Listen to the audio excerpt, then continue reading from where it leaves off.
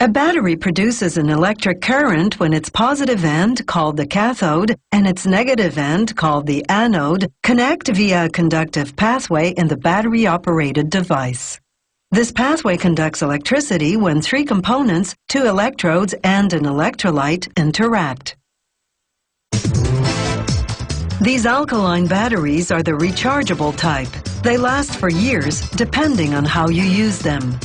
The factory begins production by cutting nickel-plated steel into oval pieces, then gradually shaping each piece into a tube called a console. The console houses some important chemical ingredients: graphite, which conducts electricity; silver catalyst, which reduces chemical pressure buildup; manganese dioxide, the main ingredient in the cathode; barium sulfate, which binds the cathode ingredients; zinc, the main ingredient in the anode; a gelling agent to keep the zinc particles suspended; and finally, potassium hydroxide, which interacts with electrodes to produce electricity. This 25-head press shapes the cathode's powdered chemicals into hollow pellets. The press churns out 25,000 pellets an hour. A machine called the console press then inserts 3 pellets in each console. 3 because these pellets are so fragile that 3 smaller ones are easier to manipulate than 1 big pellet would be. Here's the insertion in slow motion.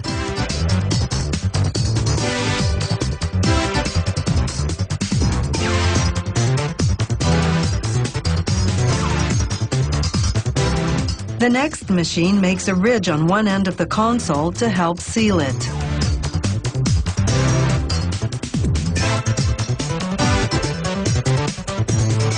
Plastic holders, called pucks, hold the consoles still as nozzles apply a sealant to the top, which is the negative end of the console. Next, they cut a roll of paper into small strips. These strips are called separators.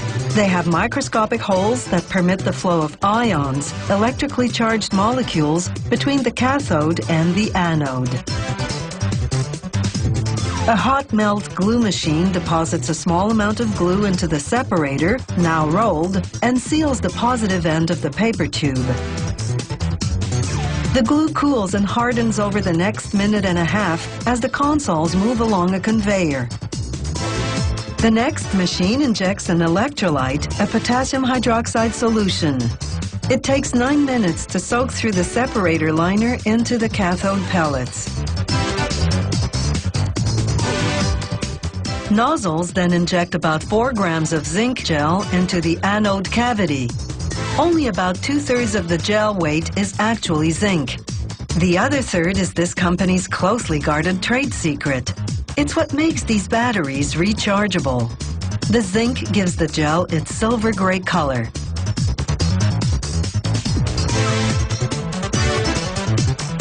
A welding machine fuses 4-centimeter nails onto the cap of the battery. This is where current collects before it's discharged.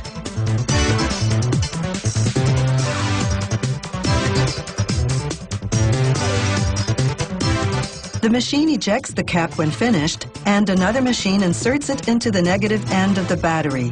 This cap includes a safety feature crucial to rechargeable batteries. It can resist high pressure, but if heat or power surges cause excessive pressure, a tiny vent prevents the battery from exploding. The machine folds over the console lip to enclose the contents. A rotating 3-headed crimping machine then makes a ridge in the finished battery to reduce the chance of leakage.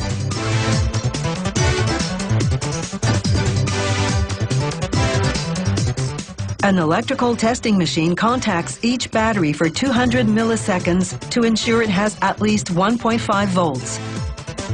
These batteries will be ready to use right away. No need to charge them first. The labeling machine uses light sensors to time the labeling of each battery casing. The plastic label lists technical information and adds additional insulation.